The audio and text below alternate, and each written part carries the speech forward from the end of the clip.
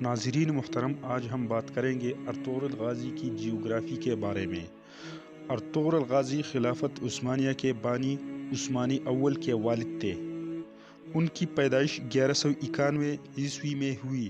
Ertugrul Ghazi کا خاندان وسطی ایشیا سے ترک آیا تھا اور ان کے جد امجد غوث خان کے 12 بیٹے تھے، جن سے یہ 12 قبیلے بنے۔ ان میں سے ایک کئی قبیلہ بھی تھا جس سے ارطغرل غازی تعلق رکھتے تھے۔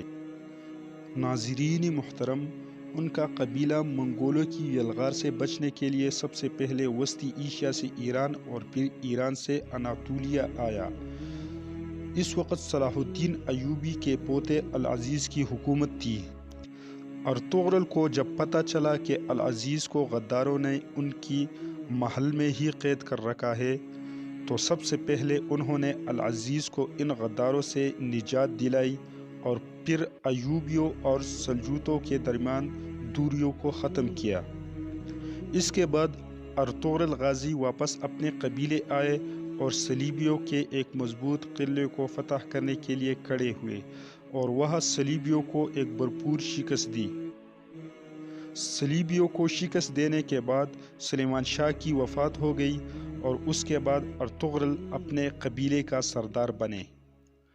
جب منگولوں کی یلغار قریب ہوئی تو ارطغرل نے منگولوں کی ایک اہم لیڈر نویان کو شکست دی۔ نویان منگول بادشاہ اکتئی خان کا دایاں بازو سمجھا جاتا تھا۔ اکتئی خان چنگیز خان کا بیٹا تھا اور اسی کا بیٹا ہلاکو خان تھا جس نے بغداد کو تباہ و برباد کر دیا تھا۔ اگر آپ تاریخ اٹھا کر دیکھیں تو آپ کو ملے گا کہ بغداد میں اتنا قتل عام ہوا کہ بغداد کی ندیاں خون سے بھر گئی تھی اور دریائے فرات سرخ ہو گیا تھا۔